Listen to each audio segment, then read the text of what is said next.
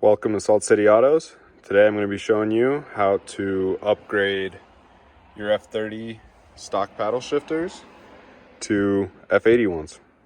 So stick along and hopefully it's a quick, fun video. So we are removing the airbag. So first things first, you got to pop your trunk and disconnect your battery. Since you will be going in and out of your car, I recommend rolling your window down, just in case the door shuts and it locks. And also unlock all the doors before disconnecting the battery. To disconnect the battery, you'll be needing a 10mm socket and a ratchet. I usually just use my little one, and I'm gonna grab a small extension. To disconnect the battery, you simply go into the passenger side of your trunk, turn this a quarter turn, pull out from the top, and then lift. And set this off to the side, and then disconnect the ground on your battery.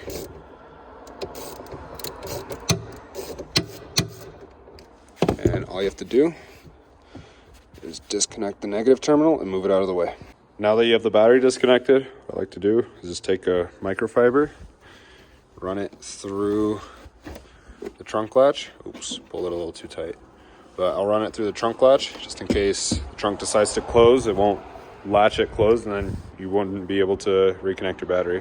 Now that you have the battery disconnected, you just take a small flathead, and on the steering wheel, you'll see just below the paddle shifters, there's two holes. What you do is you snake the flathead in there. There's a little spring you'll feel. So sometimes you might miss the spring, other times you can get the spring, and you'll feel when you compress it, and as you compress it, you pull the wheel or the airbag back and out. Now that you have the airbag out, so as you can see, I have it disconnected. There's a connector on the left side right here. I like to usually take a pick. And if you can see right there, there's a little tab right there, little push pin, see? Now what I'll do is take the pick, press it down, and just pry it like that. Slowly and carefully, not to break anything. And you can remove the airbag and access the paddle shifters. The next step will be removing a T20 bolt from here, and also from the back side of this piece. Then you pull the piece away, and you have a T20 located right here for the downshift paddle. And then you have a T20 located here for the upshift paddle. So I'm just loosening the upshift paddle, and then once I get the bolt all the way out, then I can disconnect it. So now I have this little piece right here. You can just pull back on it and disconnect it. Just get it out of the way like this. You don't have to remove it fully, you just got to get out of the way. And now that blue connector is for the paddle shifter, and it has this little black ribbon on it right here that holds it in place, but this black ribbon just clicks into the steering wheel. So all you have to do is grab it with a pick and pull out and away from the car, and when you do that, you'll be able to remove, see, now that I have it removed like that, all I have to do is take this little clip right here and push it up and away like that, and I can disconnect the paddle and remove it.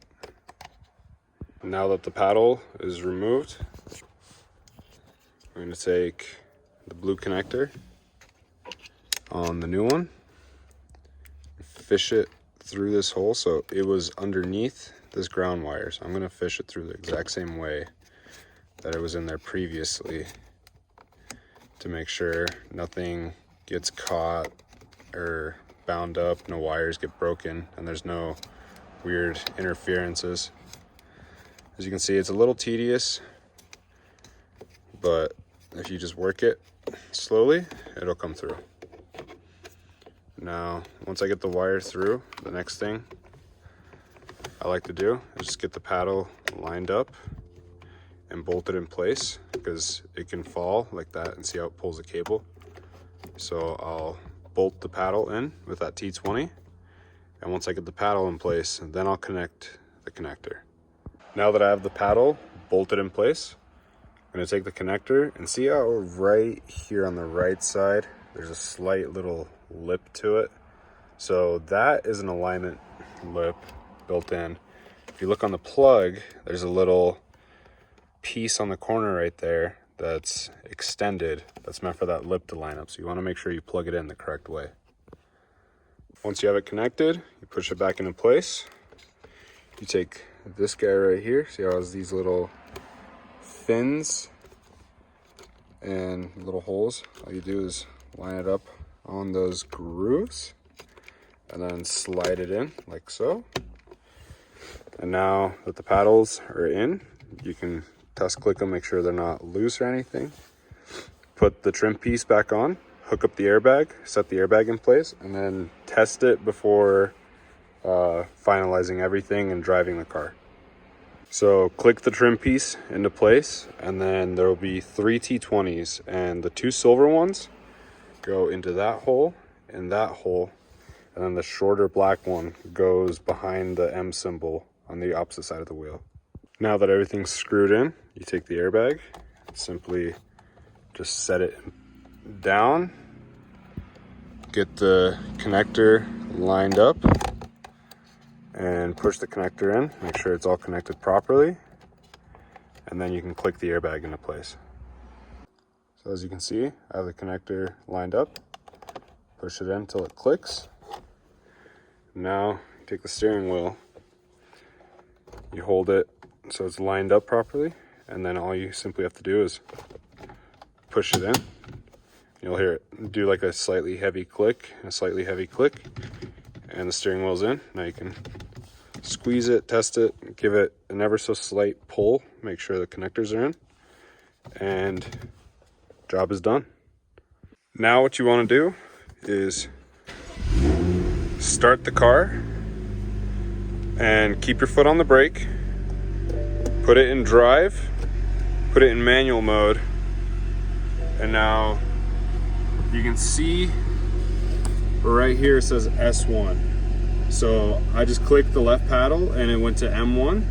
Now I'm just gonna rapidly click the upshift paddle, because it'll go up to 8, but it won't actually go into 8th gear. I'm just testing it.